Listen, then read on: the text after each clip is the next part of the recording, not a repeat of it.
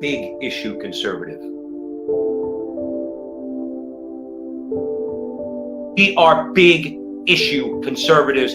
That's why we're on this show, because the cultural battle is what needs to be won, and then the politics will fall in line. Not bullying us anymore and shaming us and calling us haters and deplorables.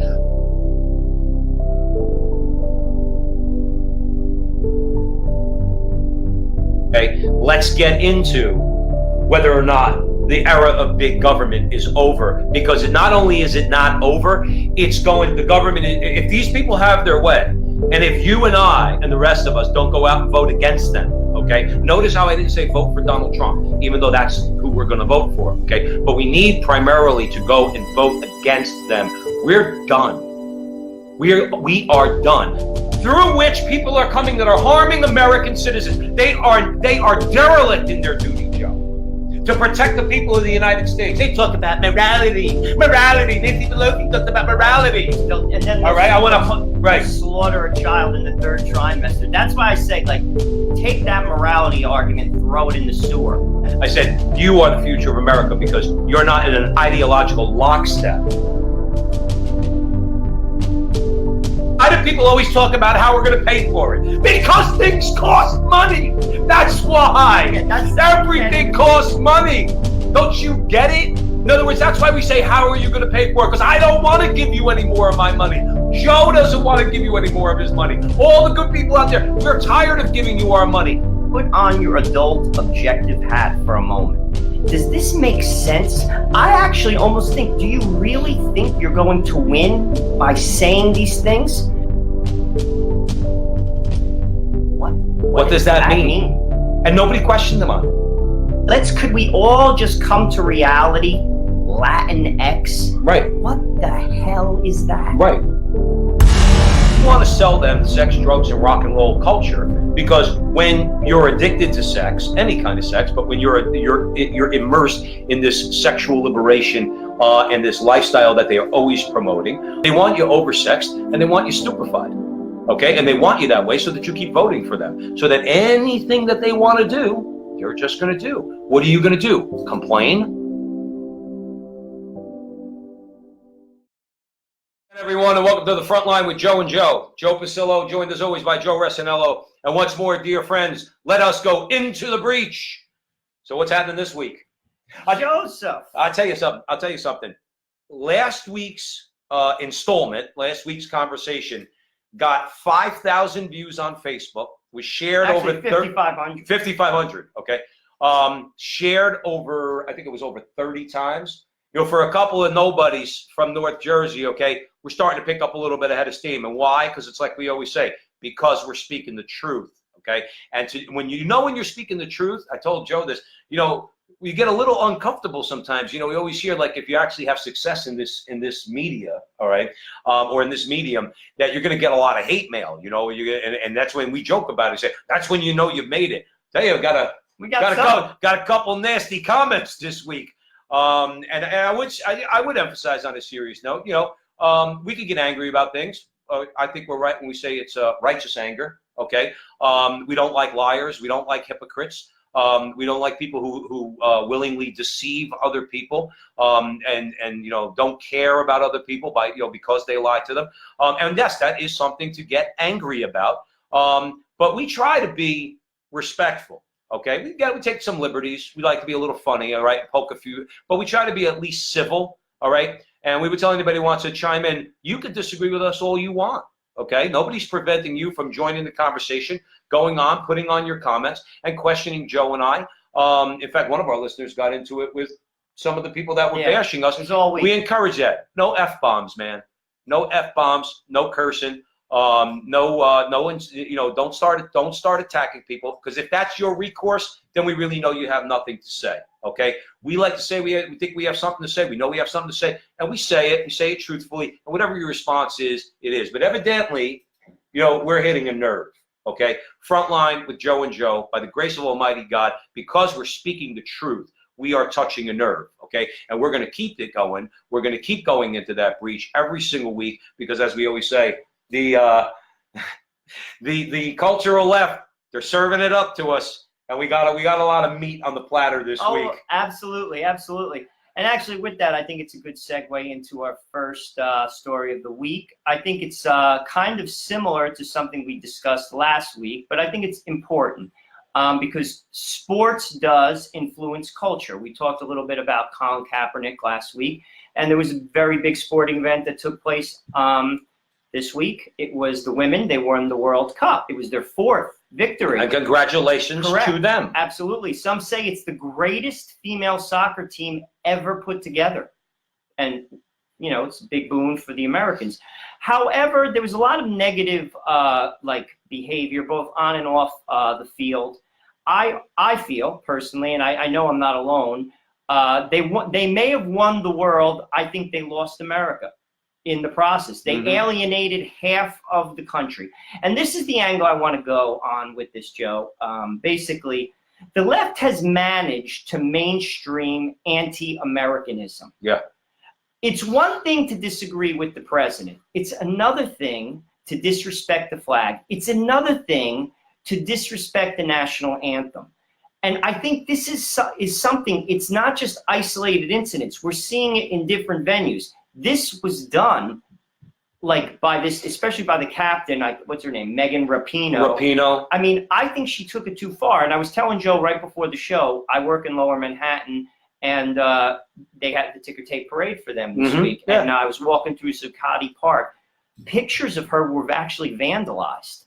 So while if you want to do this, then you got to expect a reaction. But go ahead. No, but while you may be getting a lot of social media likes, you alienated half the country by your behavior. And they're supposed to be representing the country. See, this is the problem when you have sports figures that are getting involved in politics. You're basically telling the people that are putting money in your pocket by watching the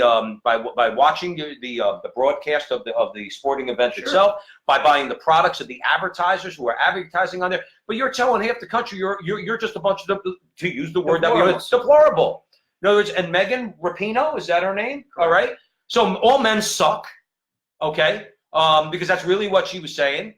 I don't care what kind of language she dresses up. All men suck, and the men are half the audience. What did you say earlier about supply and demand? But it is a big conversation that went on this week in the media. Actually, even before the World Cup, was equal pay. They're basically complaining, saying the women aren't making as much as the men.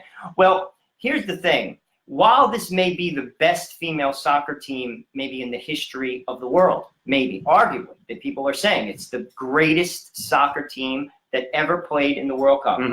Just because you're good doesn't mean you necessarily make money. There's a lot of smart people that, frankly, work selling popcorn at a movie theater. Frankly, it's supply and demand which drives your salary. If you're alienating people, you're not building up soccer because people will shut it off. Frankly, I didn't watch it. And this is what drives revenue. It's like with the football. Colin Kaepernick lost money for the NFL. To be truthful with you, we talked about this on the show. I thought the commissioner should have been fired for not putting a stop to it because it lost money. Well, he should go for that and a number of other reasons. But if I was an owner, I would have asked. The owners should get together because I don't know what kind of power they have as a group. The owners should get together and they should demand of Roger Goodell, stay out of politics and culture. We are a sporting organization. We're a football organization. We're teams. We want to appeal to everyone. We don't care what political stripe they are. We don't care if it's men or women, black or white, or whatever the case might be. We want to sell tickets. We want to sell merchandise, and we want people to root for our team. We want everybody to root for our team. So let's say Chris Johnson, who's running the New York Jets. We happen to be Jets fans. Forgive us. He wants to sell tickets. Okay, yeah, I'm sure he wants to sell tickets. He wants to make sure people watch the games. All this stuff. The last thing you want is, like Joe said, to alienate your audience. But what did they do? They take the U.S. women's soccer team. They just won a big championship. They're considered the greatest team of all time. And if anybody watched that display, I don't know what you could call it. Okay, because Canyon of Heroes down on Broadway, I was there. In other words, in the 90s, I used to work down at 30 Broad Street. Okay, I was there when the Yankees won the World Series and they went up to Canyon of Heroes. I was there in '86 when the Mets won. I was 16. I was 16 years old. But the thing is, none of those events were ever political. I've never seen anything like it. I was joking with somebody. I was in the bagel store. I mean, this is the world we live in now. You need to get used to it, okay? I'm in the bagel store because I was just picking up some eggs for my wife, right? She wanted me to pick up some eggs, and they got a big screen TV there, and they're showing this. It's a political rally.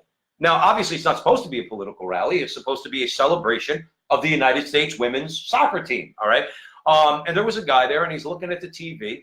And one of the girls on the team gets up there, and she starts chanting and leading the people watching in a chant of equal pay for equal work, or something along those lines, one of those leftist slogans, okay? So the guy turns around, and he goes, like that, right? And a woman with her daughter, right, like 30-something-year-old woman, that's what she looked like. She goes, why does that upset you? Why does that upset you? And the guy goes, like, excuse me? And she goes, why does that bother you? Don't women deserve it? This lady got right in his face because she wasn't watching a celebration of a sports victory. She was watching, and she wanted to see a political rally. And this guy rightfully looked at it and went, basically with his actions, he says, are you kidding me? And that was the reaction he got. And that's what they did. They did equal pay for equal work. De Blasio got up, of course, Comrade De Blasio got up there.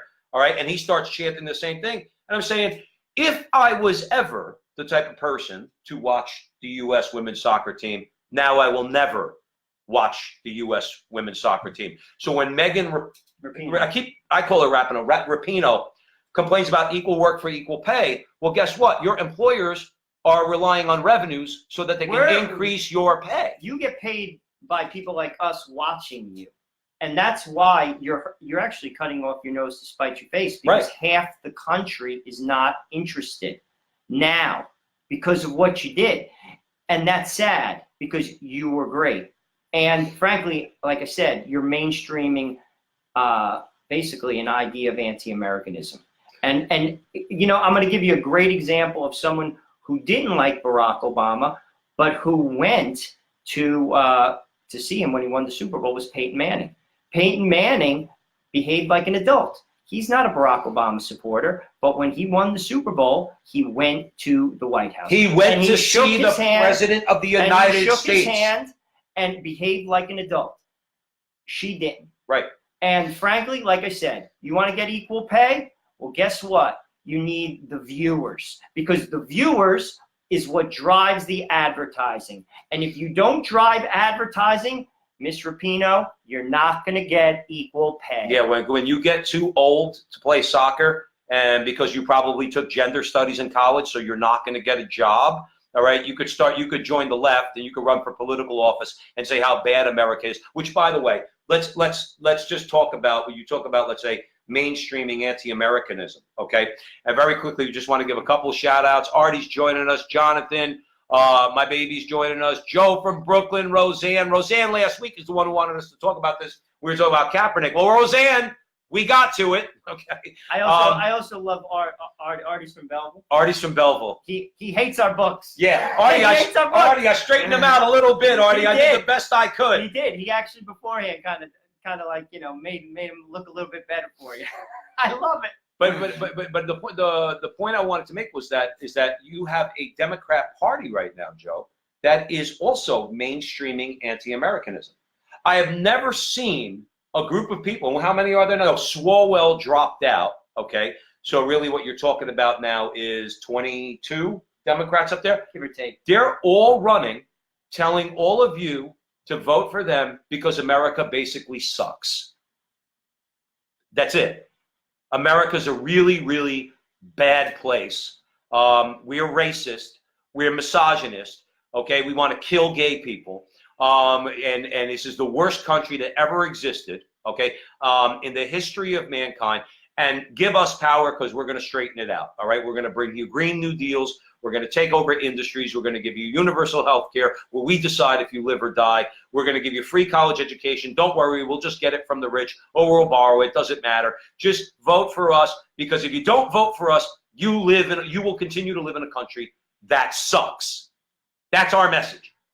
America never. I commented last week. All right, one of the comments I saw was, I've said this before, Joe has said this before. We will not make the argument that America is the greatest country that ever existed. Okay, I hear people say that. That may be true. They could give you some good arguments to back up that assertion, okay?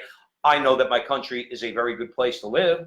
I am very blessed, and so is Joe, to have been born in Newark, New Jersey, okay, because even in a working class environment, we grew up in a good place where people had good jobs. We had a good education system. Yeah, dare I say, the church was thriving at that time, back in the 70s. Okay, it was actually doing some good things. And the bottom line is, we like our country. Okay, so I just said last week, I said, you know, America has been a good thing. One of the guys commented and said, a good thing? Really? I said, well, show us just how bad it is. No, I don't understand. They talk about equal pay for equal work. All these people, Ben Shapiro has what, 20, 30, 40 million followers or something ridiculous like that. Ben Shapiro, Gavin McInnes, some of these other people, okay, they have exploded that myth. All things being equal, women get actually paid more than men, okay? Let's say all the factors being equal. The fact is not all women, let's say, work the same way men do because of a variety of different reasons. Wanting to raise children, they don't want to put in 15 hours a day, all these different factors. When you take all those factors out and all other things being equal, women make more money than men. A single woman makes, let's say on Wall Street, makes more money than a man. My wife makes more money than me. And she's 10 years younger than me. Yeah. So what? So does very well. That whole that they try to say, when they want to talk about racism, racism is just a way when conservative people say we're tired of pouring our money into the sinkhole on useless government programs that were originally intended to help black people, supposedly. That's the way it was sold. And they say, you know what? We're wasting a lot of money because nothing good is getting done. They say, you're racist. Okay? You're racist. So it's like all these cries all the time. Again, it goes back to the deplorable thing. We're all deplorable. America sucks. And they mainstream this, not just Megan Rapinoe, all right, but you have a party that is running on this. That Joe Biden said we're going to make America moral again. He's telling all the people that voted for Donald Trump, you are an immoral person. That's what he's saying. Donald Trump, for all the things you might say about him, he never said that to people. He said, I want to make America great again. He didn't tell half the country you all suck, like Joe Biden did, like Elizabeth Warren does, like Kamala Harris does, okay? So it's this current, again, we started talking about sports and the U.S. women's soccer team. But because, as we always say, sports, culture, and politics, they're all intertwined. The entertainment industry, it's all together now, okay? So there's a lot of overlap. You hear a lot of them saying the same things. She is basically saying the same thing that every one of those 22 people are saying. See, this is what they don't understand, and that's why Donald Trump won. There's a disconnect between a lot of that message and actually regular people. Regular people don't want to hear it. Like I said to Joe, they vandalized her pictures in downtown Manhattan. Normal people, there is a disconnect out there. So, like, you may be preaching to your basically choir, but at the end of the day, it's the regular guy that puts you in the office. That's why Donald Trump won. The media doesn't get it. And frankly, the U.S. Soccer Federation, whatever they call themselves, they should actually, if I would whisper in her ear. I'd be like, listen, just play soccer. Right, and shut up. And play, and frankly, you'll build it up. Right. Stop with the nonsense. Look at the greatest football teams. We've always been football fans. Look at the greatest football teams. Did you know what their politics were?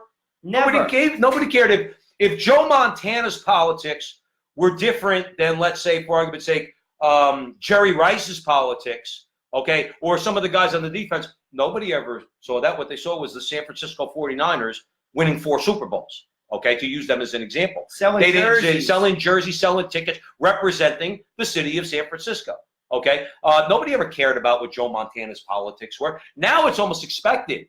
If you don't have a political opinion, oh, you must be on the other side. If you're quiet, not railing against this miserable, crappy country we live in, you must be one of those evil people that actually, in the closet, you support Donald Trump. In other words, that's really what it's come down to. And it's like, and we said this in one of our first shows. I'm not watching sports. If the New York Jets start this, I'm not watching the New York Jets. And if anybody out there knows me and what I've gone through with the Jets, for me to not watch the Jets, they would have to do something bad.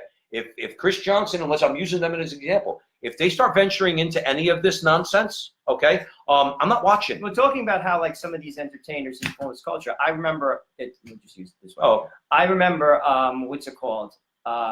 Going to a Bruce concert in the Meadowlands, and Bruce, who's basically extremely liberal, started on one of his rants in between songs. He got booed in New Jersey. That's right. And it just, again, shows the disconnect. People don't want to hear it.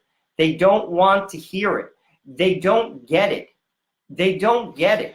I've said this 100 times on the show. It's the average man that puts you in office. Right. You have to appeal to him or her. Right. That's who, the guy, I've said this 100 times, I'm going to say it again. The person who drinks 2 $6 coffees a day in Chicago, in Miami, in New York, in San Francisco, that demographic doesn't put you in the chair. It's the guy that works at UPS in Wisconsin. Who makes his coffee at home before he leaves to get in the car. And puts it in a thermos. Right. It's the woman who works at the cafeteria and is a part-time job because she's a full-time mom. That's who puts you in the chair. And think about it this way too, all right? Because obviously we say this over and over again. The Democrats think we're all a bunch of idiots and deplorables, and that we don't have a brain cell in our heads. Okay, but what we do know, we could tell the difference between somebody who is worth a boatload of money, okay, whether on the lower millionaire level or somebody who's, let's say, a billionaire like Donald Trump. But we understand how we're being spoken to. When you get up there and you start telling us just how pitiful we are and just how pitiful this country is, okay, and preaching to us about the things that you're going to tell us we need, all right, and the things that you demand of us, that we give you the power and the money through taxation to be able to do these things that we really don't want, we react to you. And in 2016, the way we reacted to the guy who's, yes, worth billions of dollars, but the guy who said, what I'm going to do is I don't want anything from you.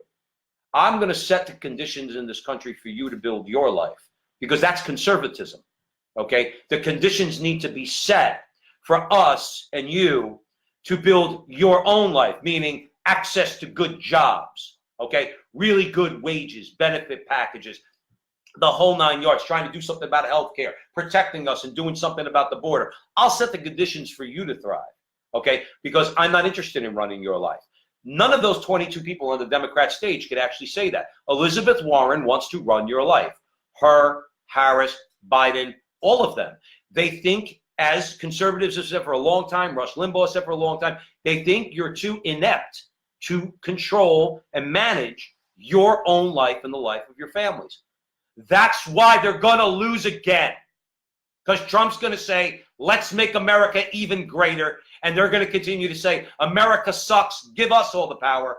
And he's going to win again. And I think that's a very good segue into our next story. By the way, you're with the Frontline with Joe and Joe every Sunday night at 8 o'clock. We're streaming live. On Facebook, shout out to Jonathan Ross at HolyFaith Media. Little thank you for everything you've done for us. You've really given us a great boost. You could also see us on HolyFaith Media. Good segue into what we were talking about, because personally I think the two candidates that we're going to basically rise to the top in this 22-person field in the DNC for 2020, I think, this is my opinion, it's either going to be Elizabeth Warren or Kamala Harris. I think it's one or the other. And recently they were at the, there was a festival held by Essence Magazine. This took place very recently. It's a monthly magazine for African-American women. And of course they're pandering for the vote. Just to throw a little sidebar, and I don't want to get on a tangent because I want to talk about what they discussed, because I think it's important that you know about it. Right now, 35% of African Americans are supporting Donald Trump. That's what I read this week. Really? 35%. Quaking in their boots now over the Democratic Party. Obviously, they're pandering to this vote. They go to this festival. And this was the theme of what they were talking about. Basically, the gist of what both of them were discussing was they were announcing plans to redistribute private wealth according to race. So I want to lay out what they discussed one by one. First Harris, then Warren, and we're going to have a little discussion. And if you're, want to chime in, please feel free. Is this going to upset me? Oh, most likely. All right, good. Let's rock and roll. Harris, Let's rock and roll. Harris laid out a plan which revolved around pledging $100 billion. Now, this is a plan, but this is the numbers that she talked about. $100 billion for grants to support Black families and families of color, which would include probably Hispanics, to secure homes in communities where financial institutions have historically not provided mortgages for these people. Now, I work in a financial institution, a bank. We just went through one of the worst recessions, if not the second worst financial situation in the history of our country, based on the fact we were giving people mortgages that they could not afford. So this is her plan, and I want to discuss it because I do know a little bit about this because I work in banking.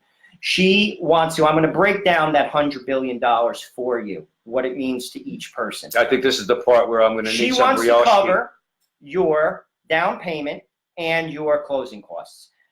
Basically, that $100 billion breaks down to about $25,000 per family. Now, I own a home in Southern Bern County, New Jersey. It's not a very big home. It's a cape. It's a normal home, very modest home.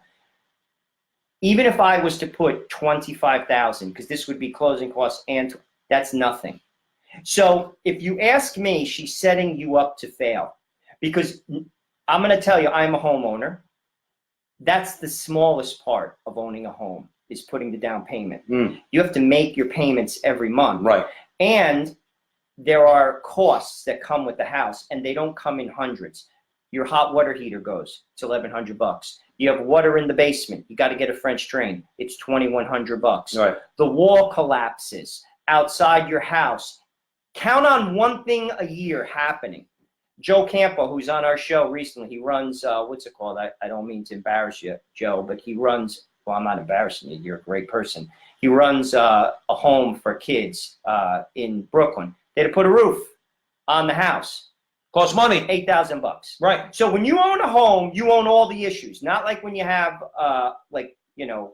an apartment, you call the super. Right. So she's basically saying, I'm going to drop $25,000 to these families. You're setting them up to fail. Right. There's a reason why certain families, like me, for instance, I'd like to buy a house on Park Avenue in New York City. I can't afford it. You don't have $8 million laying around. So I live in Southern Bern County. The point is, $25,000, you're not really helping somebody. Also, let me go on. No, I want to just chime in there. Okay, good. Why can't they turn around if she really wanted to do something for these people? Why don't you? And I'm speaking to Cory Booker too. Okay, let's take the city of Newark. The city of Newark is one of the worst places in the world. Most violent. Okay, that's our hometown, and I love the fact that I'm born in Newark, New Jersey. I truly do. Okay, Newark has parts of it that are horrible, that nobody wants to even live there. Okay, you don't blame the banks for not wanting to lend anybody money there because nobody has any real jobs. They don't have any real income. How about Kamala Harris? Whose proposal was this? Harris's? This is Harris. How about you spend some money supporting a candidate that's going to end the corruption, the out and out, basic corruption in the city of Newark, and start to bring the industries back that were there, that your party, the Democrat Party, chased out years ago, and get people some good jobs in these businesses so that then they could afford their own damn closing costs, okay? And they can afford all the other things that are required when it comes to home ownership, which is what those people want and what they don't have access to because no businesses want to go there either. You want to know why, Miss Harris? Because of people like you, because of your party and your party's policies who can't stand that a business owner or a corporation that's run by a board of directors actually makes money. That's what they do. That's why they're in business. But that the people that work for those corporations can make a good living there. And then they can afford their own home. They don't need you. But you know what happens then, Senator Harris? Once they're independent and they have good jobs, they don't need you. So let's call it the way it is, as Joe always said. This is a stupid political stunt. I call it stupid because it's so easy to see through. Why you truly don't want to help people. You're just interested in increasing your power base. And as Joe just mentioned, 35% of African Americans that could potentially support Donald Trump, you're really quaking now. You're really shaking now. Let me go on with some other things she said. She also wanted to change how credit scores were calculated, as well as the debt-to-income ratios, which also contribute to giving someone a mortgage. That's exactly what created our mortgage crisis. Not necessarily credit scores and debt-to-income ratios, but giving people mortgages that, frankly, they should not have had. Listen, owning a home, I own a home. It's expensive. And even a modest home. I have it because I have kids, and frankly, it's good for my kids. If I didn't have kids, I wouldn't live in a home. Frankly, I'd live in an apartment or I'd buy a townhouse. Frankly, this is me. It's people set it up. It's the American dream. Well, you know something? It costs money.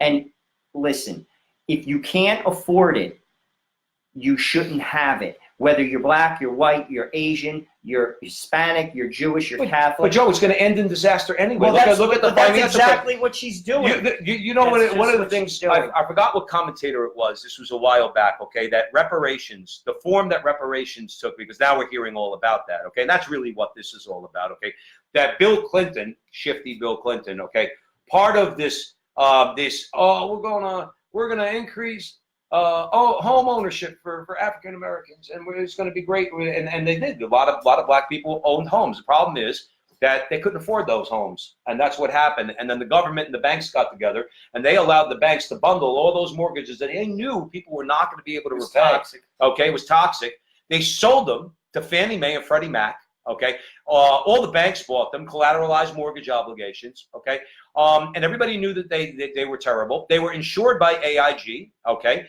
and bottom line is they wound up borrowing $1 trillion in our name to bail out those same banks for making that boneheaded decision.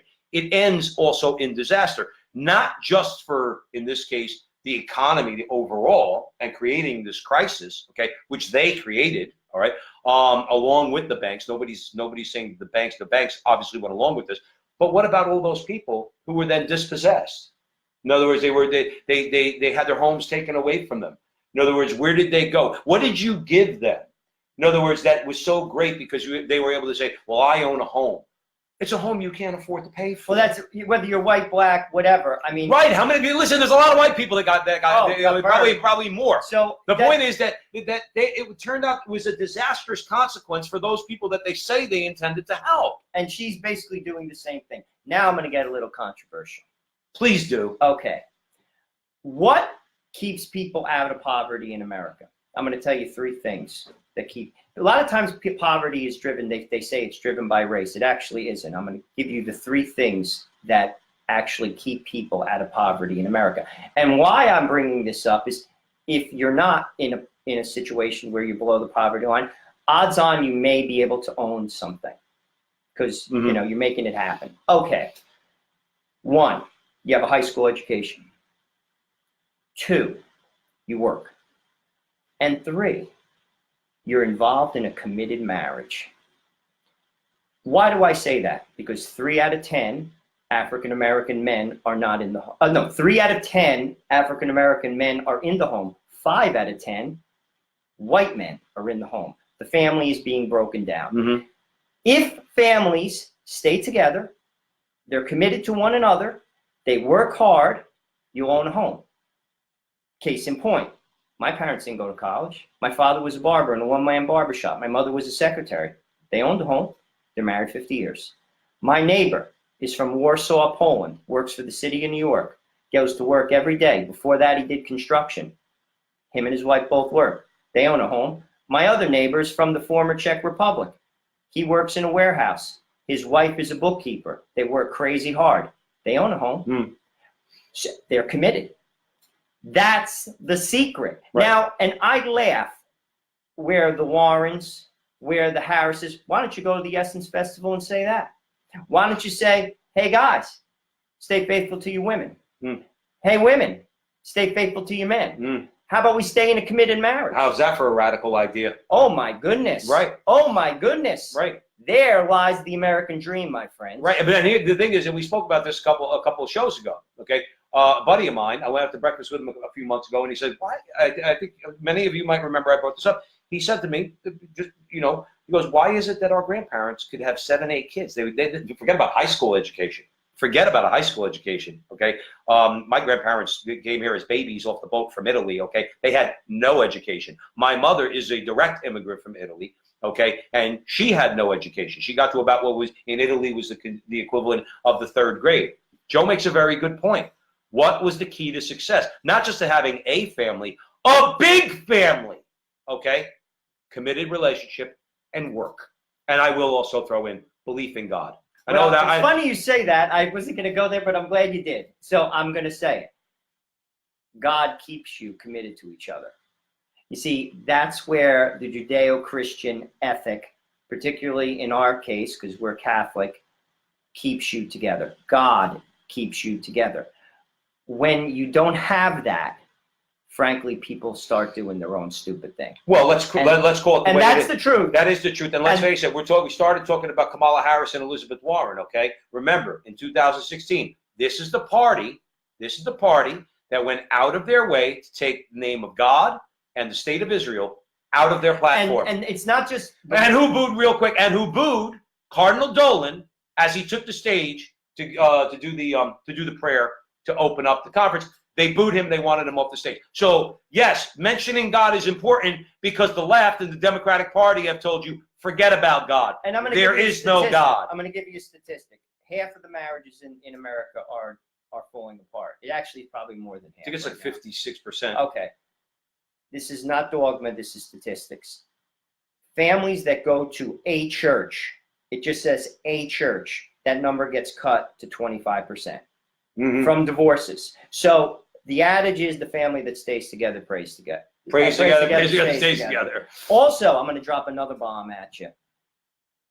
3% divorce rate. Families that practice natural family planning. 3%. 3% are divorced. 97% success rate. So this is not dogma. This is divorce statistics. Right. So what I'm saying is this, and why I bring it up. Why isn't Kamala Harris saying that at that festival? Why aren't every politician, basically both Democrat and Republican, boostering family life? Because at the end of the day, we've spoken about this before, we have to look to the larger issue involved. Why is the family attack? What do the Democrats want? And why is it necessary for them, if they're not directly attacking traditional family, husband, wife, kids, okay, and work, like you said, and God, yes. If they're not directly attacking it, they're certainly not doing anything to support it. Why? Because we said it earlier, and we'll say it over and over. This is one of those messages Joe and Joe will say over and over again, the way the left talks about, preaches their lies over and over again. We're going to say the truth over and over and over again.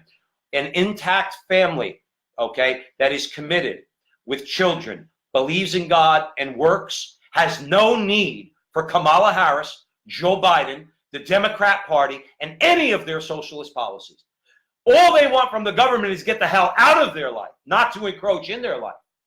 That's the difference. That's why they can't do it, because they want power for power's sake, and they don't care who they have to destroy, mainly black people in America that they've destroyed. And there's many black commentators out there who are no longer in the Democrat Party, okay, who have said, we've been living on a plantation for the last 50, 60 years, and we're out of it. Newark's a plantation, okay? That's what it is. Chicago is a plantation. Los Angeles, South Central Los Angeles, these are all plantations, okay? That's what they are. There is no difference between these urban areas and the plantations of the 19th century, okay? These people, all right, black people, have been made slaves. Unfortunately, their political leaders are their own kind, who have supported the policies of the socialists, who have kept them enslaved. And for what reason? For power. For power. They don't want mortgages for people. They don't want black home ownership. I'm talking about real black home ownership, where people are making their mortgage payments, they're paying down their principal, they're working hard. Because the more you do that, the less you need them. I'll tell you another reason why they don't want that. There's very little black ownership of property in Newark.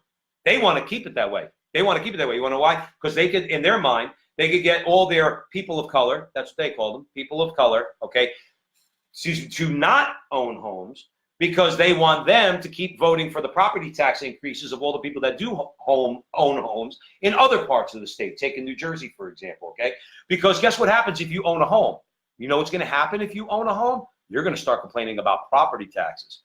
So that same African-American family that they're looking to help, when they own that home and all of a sudden they get the tax bill, and they look and they say, I'm paying what? I live in Newark, and I'm paying $8,000 a year in property tax to live in the Central Ward of Newark. No. We want to do something about property. See, again, we talk about when you take the approach of strengthening the family, living within that structure, working hard, what you become and what the left hates is you become a complainer.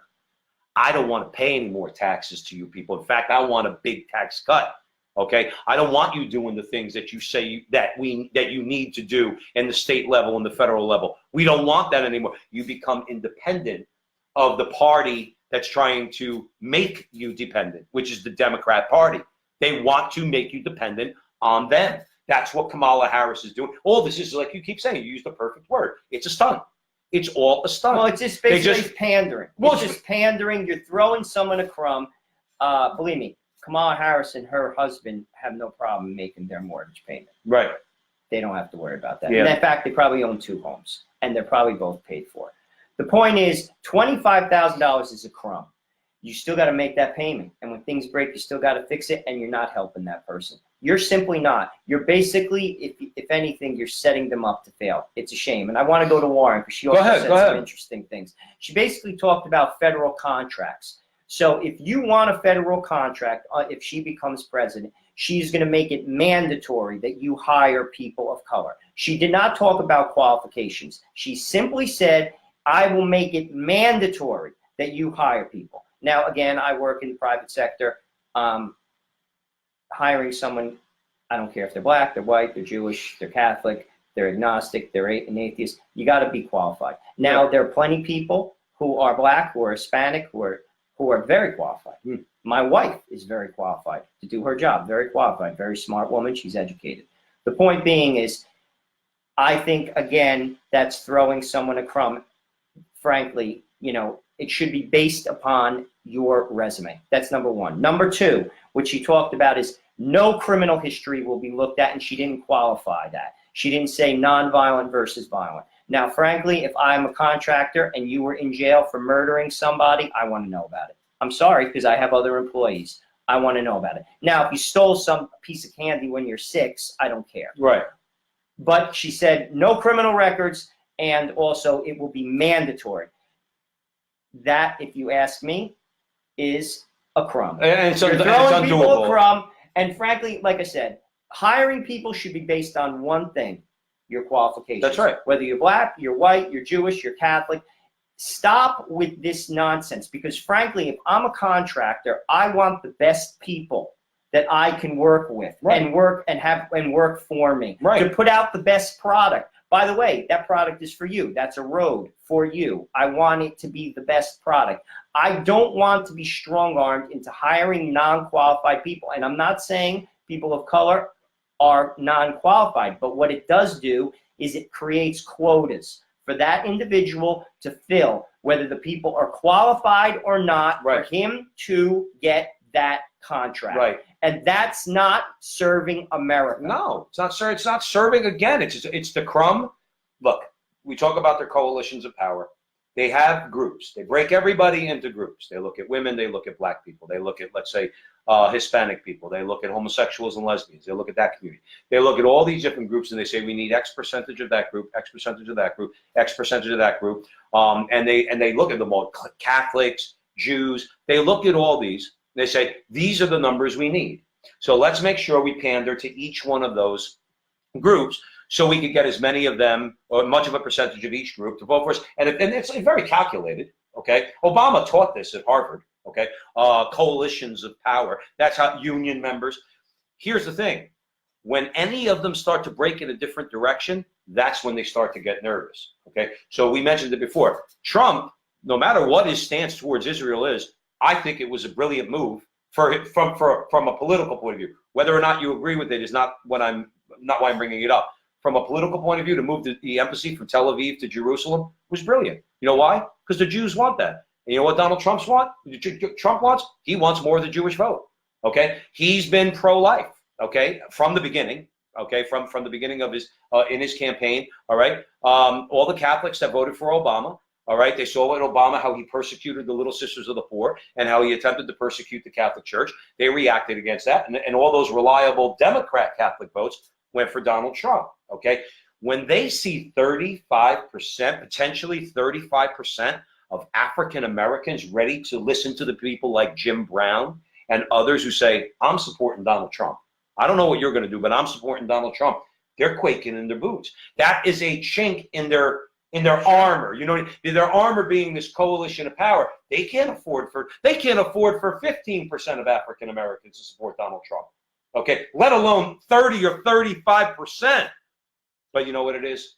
The truth, as far as everything that they've been doing for decades now, the truth is just getting out there more and more and more. And let's face it, all this is Warren saying this and Harris saying this. This is another stab or another form of reparations, because that's the other stunt that they're pulling now. Okay, so they're trying to sell reparations in this form. And by the way, just as an aside, one of the things, when you talk about taking $100 billion and pouring it into the inner city, you know what that's a euphemism for? We need to take care of our union buddies in the teachers' unions. That's all that is. That's all that is political payoffs. That money's not going to get to the young black kid, the young black girl in the inner city, to the classroom, get them better educated, get them better equipped for life. None of that money ever matters, because all it does is it goes into the pockets of all their cronies that have voted for them, all their union buddies that have voted for them. So it's teachers' unions, it's contractors when they do infrastructure. All that money goes in the toilet. Okay, so let's get it straight. All right, that money's not getting to the people that you say it's going to get to. That's a payoff for all your political pals, and we've seen through it. That's why we're here and telling the truth at the front line with Joe and Joe. Joe Pasillo, joined as always by Joe Resinello. We're in the breach right now, talking about more of this nonsense that goes on a daily basis. Give out a shout out. I just want to mention that please keep commenting. For some reason, the com box is kind of like acting a little crazy because we can't see them, but we will see them later on. Please don't stop commenting. Talk amongst yourselves. Go ahead, talk amongst yourselves.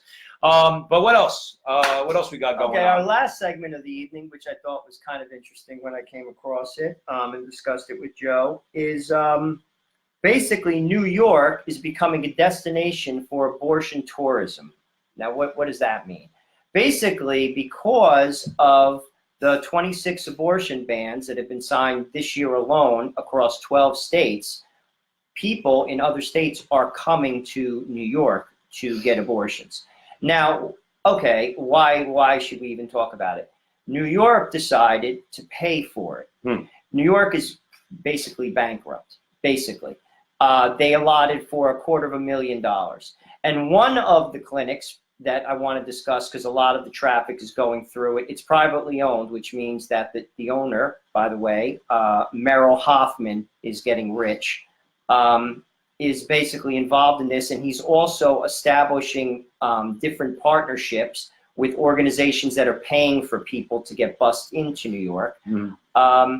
Basically, this is going on, and we're paying for it. We're paying for it, the taxpayer, and they're deciding. I think we should know about this. This is, once again, the deep state shoving their agenda down your throat. We're not paying our bills. New York is in big financial shape, and this is what they're spending your money on. And I want you to know about it, because a lot of people probably don't. I want to read you a quote, what one of the city councilmen basically said about it. Her name is Carlina Rivera. She said, "It's time for our city to be that beacon for the country once again." Beacon. Beacon of what? Light or death? I don't know. I'm not interested in my hard-earned tax money. And even though I live in New Jersey, I pay New York taxes because I work in New York. I'm not interested in my tax money going towards this. If you're like me, vote them out. You really need to. And we've said this before. The reason why the likes of Bill de Blasio get elected, no, it's not because people agree with him. Remember, this is all part of their coalition of power. They have the unions. The Democratic Party in New York City, they have the unions. They got the cops, they got the firemen, they got the teachers, they got all the public service workers. They got them all. That's why a communist like Bill de Blasio actually could be the mayor of New York City. They don't want him. They honestly can't say that they agree with him. And they turn their backs on him at when cops get shot, or did when I was living in Brooklyn. When I first met my wife, we were living in Brooklyn because she was there. And then I told her, I said, when I moved back to Jersey. When we were there, I was there for the funeral because it was right up our block when the two cops got shot. All right, I was there when the cops turned their back. How many of those cops that turned their back on Bill de Blasio when he showed up at that funeral, at that wake, how many of them voted for him? Because of your union contract.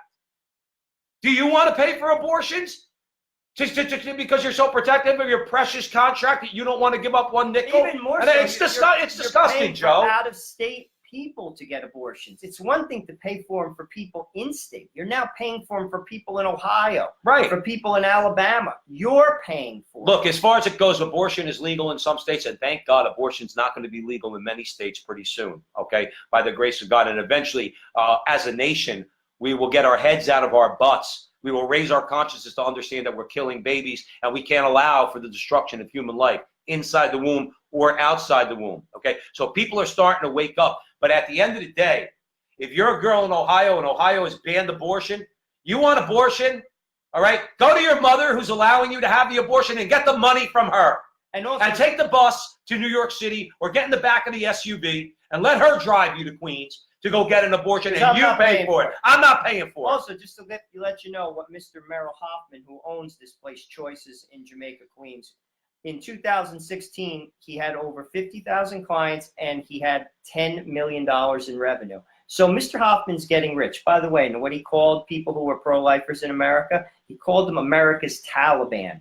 He also called sidewalk counselors in front of his clinic. He said they're American terrorists. Terrorists. So this is what he says.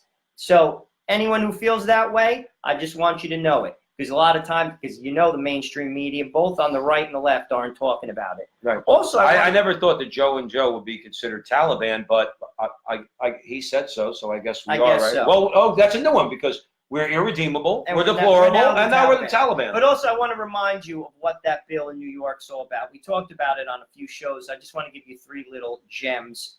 This was basically voted into law by Mr. Cuomo on the anniversary of Roe v. Wade on January 22nd, 2019. So let me just give you three gems of what this is all about. This is now in the law in New York State and New York City. 1, legalize abortion up to birth. That means if a child is born in an abortion, you can kill it. 2, non-doctors can perform abortion. Is this mic on? Oh, it is. Yeah, non-doctors can perform abortion. That means the butcher, if he says well, they are butchers, but the butcher who usually cuts meat, if he says, come on, you could come in, I do the abortion for you. It's okay, no health and safety standards, just none of so that you stuff. know, if you don't believe us, look it up. Yeah, and secondly, look it up. Which is also very interesting, probably a lot of people don't know this, repealing the state's recognition of a preborn baby over 24 months as potential homicide 24 victims. weeks. 24 weeks, 24 my bad, weeks. I'm sorry, my bad. What does that mean? That means if a woman is pregnant and say she's 6 months pregnant, she's 7 months pregnant, and her husband beats her up, before you could charge that man and kills her, you could charge that man with 2 murders. Right. Now you could only charge him with 1. Right. Because is that pro-woman? Because it's the not pro-woman. All right. And it certainly shows their inclination towards just wanting to provide death to people, because they are the culture of death.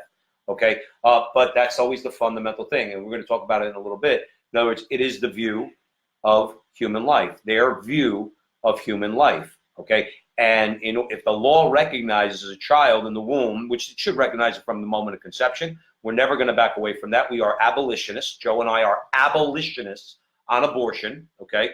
I wish more people were, even some pro-life people. But nonetheless, okay, you then have to say that that is a human life. They will not give an inch, because they say, well, if it's a human life of 24 weeks, then it's a human life of 23 weeks and 22 weeks and 21 weeks, because logically, then you have to conclude that life begins at conception. They cannot concede, while that baby is residing inside that womb, that that baby is a human person, that that baby is a human being. That's why they do this, because that means that it would force an argument. And the argument is what they don't want to have. Again, they want to just consider it settled. So logically, there's only 2 logical conclusions to abortion. Okay, I hope the people that consider themselves in the middle kind of get this through their head. You're either for abortion right up to the day before the baby is born, or you're for an abolition of abortion. Anywhere in the middle is arbitrary. Okay, if you think that it's a woman's right to choose, then that woman can choose anytime she wants, even up to the moment of birth. Okay, there was just one or the other, and it comes a time in America we're going to have to make a decision. Okay, because what's the difference if you say, well, I'm not for abortion, after 24 weeks. What's the difference? 24 weeks and 1 day, and the law says it's a human being, but 24 weeks minus a day, then the baby's not a human. It's not consistent. It's not a consistent argument. I don't actually think they care. Oh, no, they don't. No. I didn't want to give you the impression that they care. The left doesn't care at all. Cuomo proved that. Yeah. With this atrocity of a law, Cuomo proved that by saying, no, right, and leaving aside everything, right up to the day before the baby's born. Right up to just you kill that baby. All right, and like I said, Alphonse the butcher, he can do it for you if he wants. Doesn't have to be a doctor. Doesn't have to be a doctor. You got to be out of. First of all, you got to be out of your mind. Right. If you're a woman, to allow someone to do that to your body if they're not a doctor. Well, why you is have to be out? They always talk about backroom abortions, and that's what that is. That's what that is. And it's legal. How in New York do State. you do that? How do you then justify if a woman goes to one of these butchers who's not a doctor, she gets butchered in the process, and she dies, and the baby dies? Who are you going to blame then? You're talking about a radically pro-abortion state. It'll be never radically, all right. It'll be never. News. She went into the back alley. Yeah, but she did that in a state that allows abortion right up to the day before the baby's born. Without a doctor. Without a doctor. Who are you going to blame for that? Go blame Andrew Cuomo. He's the one who championed the law. He's the one who signed it into law. He's the one who said, "God bless you," to all those people that were supporting the signing of that legislation. All right. So who are you going to blame then when that woman goes again to a butcher who's offering the abortion at a discounted rate? Say, well, I don't have the money, so and that's what they'll probably do. So, well, she went there because you people don't want to pay for her health care. They'll call it health care. That's why she went. So it's your fault that the woman died. No, that would be their argument. Well, I'll tell you what. This is another deep state decision with your money. They're using your money Always that you pay every day. And I want to just bring it to the second city in the United States, which is another deep state decision. And this is at the university level, at the University of Chicago. Yeah. A gentleman was pursuing his PhD. His name is Steve Jacobs, because names are important. Mm-hmm. And basically, the University of Chicago was suppressing his research that he was doing on abortion and gave him a hard time to get his PhD. Now, this is a gentleman, this is supposed to be a university, a very good university for that matter. Wouldn't you want solid research on something? Let me hold you right there. Just to back up what you said about the University of Chicago, always has had a good reputation, okay? A little bit different than the rest, not falling into this necessarily an ideological lockstep, particularly on economics. Milton Friedman was there, Hayek was there. So they have the Chicago School. But according to an article by Josh Hammer, this was in the Daily Wire, okay? The so-called, quote-unquote, Chicago principles represent the academic gold standard for freedom of expression in the American Academy. In fact, I'm reading from the article, 3 years ago, the school even went so far as to mail a letter to all incoming freshmen to tell them that the school does not condone trigger warnings or safe spaces. Now, we say this to say, this is a school with a good reputation for academic freedom, okay? To say, we're not into this clampdown on freedom of speech and free expression. No, we're interested in, I would assume, dialogue and arriving at truth. Now, having said that, please, Joe, continue. No, but it's just simply they're suppressing research. Research is research. And frankly, if it's true, you should accept it, because that means this is done and performed by a well-thought-out individual, and they're giving him a hard time. They're giving him a hard time. Let's be clear, just to give the audience a background in what exactly it was he was trying to do. Okay, what he was trying to do, he was trying to get to biologists, to do a scholarly survey of biologists worldwide to get their views on when human life begins. Now, why is that a threat to the establishment? And why did the University of Chicago and much of their faculty and their what do they call it, the review board that, let's say, you have to go in front of when you're presenting your dissertation committee, why did they give them such a hard time? This is a school that's known for academic freedom, but not on this issue. And all he was doing, not from a religious point of view, but from a biological point of view, he was trying to do a survey to determine what biologists were saying. And what he found was the vast majority of biologists will say that human life begins at fertilization. So when the egg is fertilized, That is a human being biologically. Now, what does that do? As we were saying earlier, that forces a conversation. And it's the conversation that they don't want to have. And let me tell you what these scholarly people, what their response was to him, because he got not only a lot of pushback from the University of Chicago and the faculty at the University of Chicago. Listen, these are scholars. This is what we're told, they're scholars. Very good. So I want to read you something. This was some of the responses he got to the survey emails that he was sending out to these biologists. This was some of the responses. These are scholars. These are scientists. Okay? Is this study funded by Trump or the Ku Klux Klan? That was their scholarly response. Here's another one. Sure hope you aren't an effing Christian. Okay? Here's another one. Our society should embrace science and not religion. We will be more kinder and accepting society. All people and not a Trumpian society and of fascism and exclusion of immigrants. Diversity builds a nation. This is their mistake. And isolationism destroys it. What on earth does that have to do with this argument? Nothing. Okay, nothing. I filled the survey, but I thought that many of the questions were highly manipulative. I believe it's a horribly manipulative survey, and its end is to support the religious, patriarchal abuse of women's rights that has gone on for way too long. Scholars, I want to outrage you a little bit more, if you'll indulge me, Joe Resinello. Please indulge me, okay? Because you'll love this stuff, because you're hearing it here at the Frontline with Joe and Joe. And nowhere else. Frontline with Joe and Joe. Joe Pasillo, Joe Resinello, Sunday nights, 8 o'clock, in the breach, fighting the good fight and fighting for the truth. This is some stupid right to life thing. Yuck.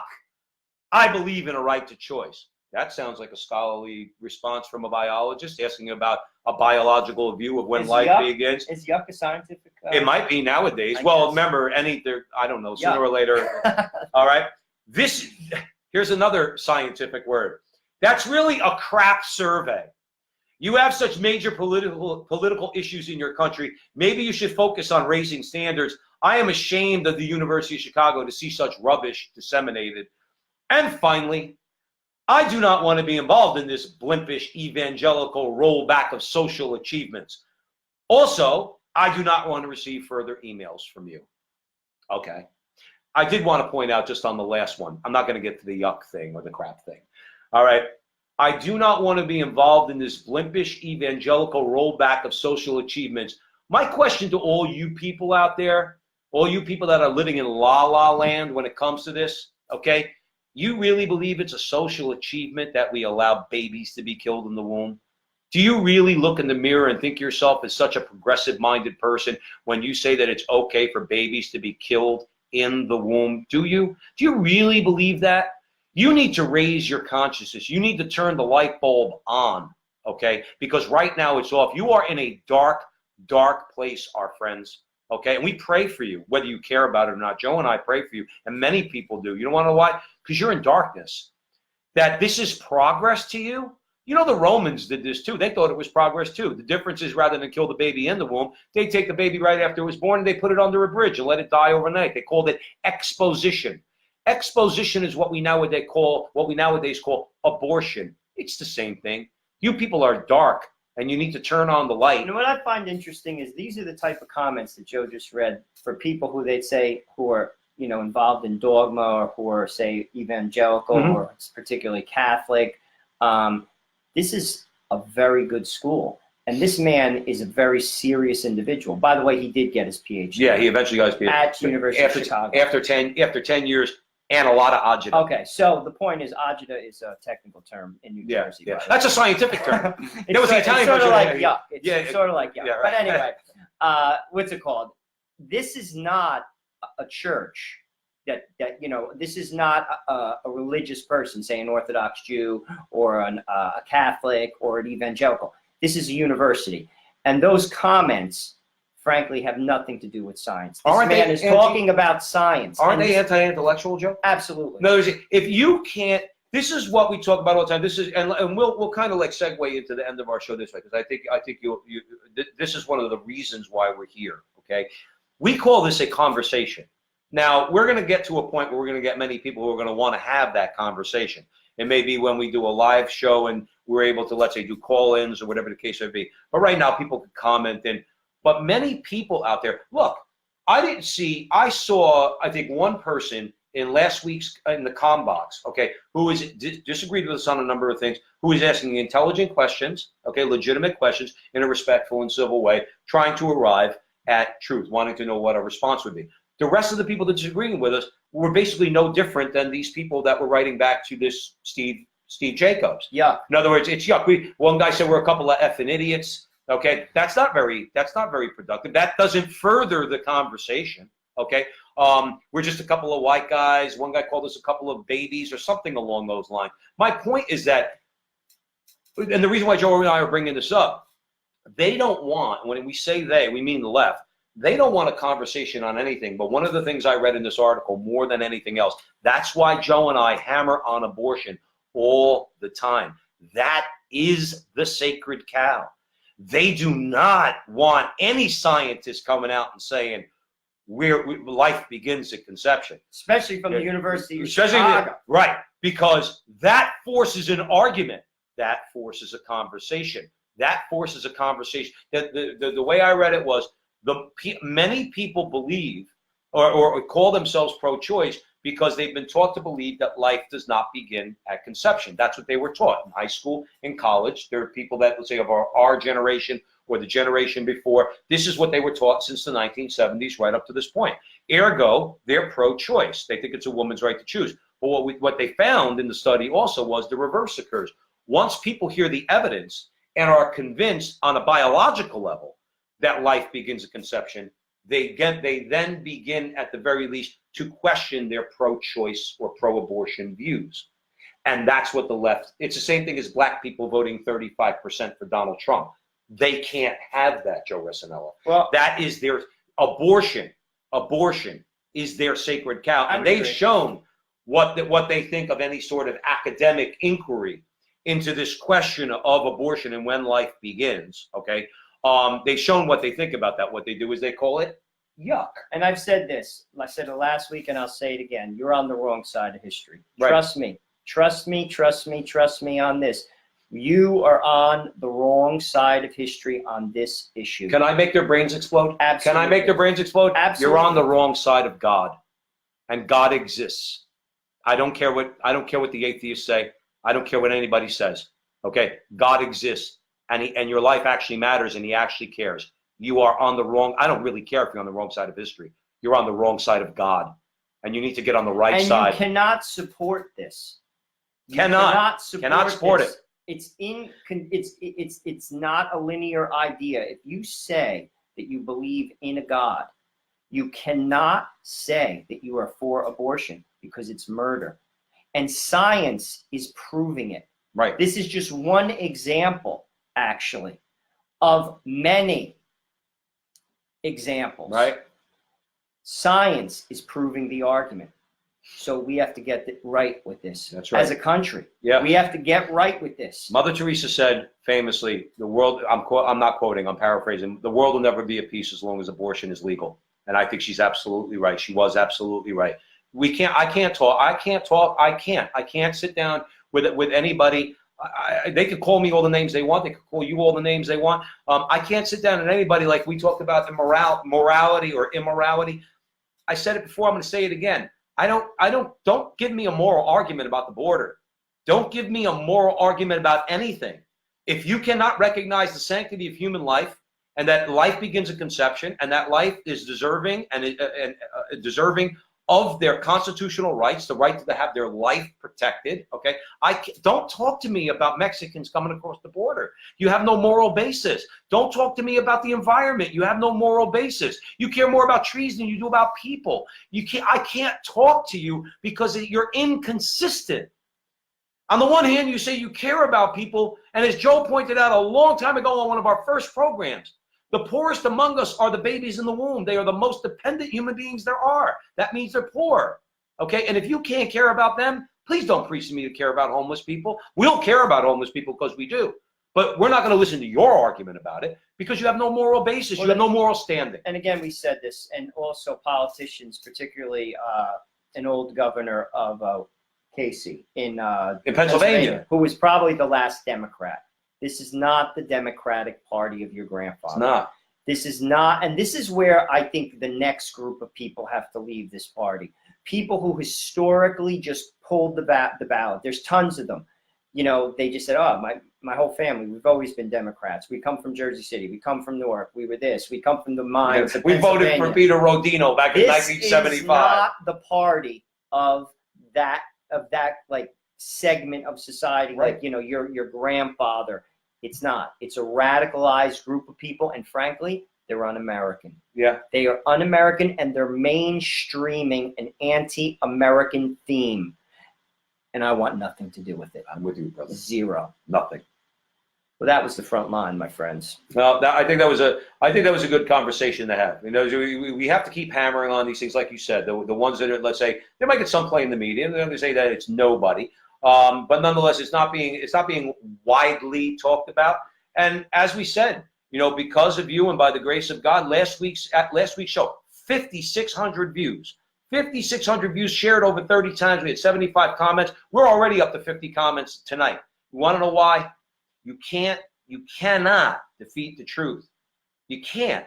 Okay, and that's what the left is learning with great difficulty. And it resonates in the hearts of all people, that's right. Whether you're on the right or the left. And right. frankly, that's why we do this show. Right. We're here to awaken people to the truth. This is not a political show. This is a show about the truth.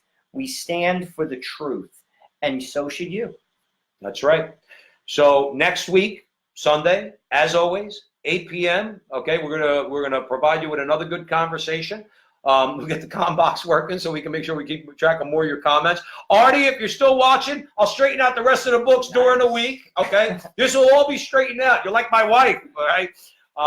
But we want to thank you for joining us. We want to thank Joe Campo for always being behind us. From Brooklyn, all the people that are staying with us, all the people that have joined us over from YouTube and from HolyFaith Media, Jonathan Ross, our main man, Jonathan Ross, helping us out, spreading the word, spreading the truth. But remember that our conversation is your conversation, and that conversation, that's going on everywhere.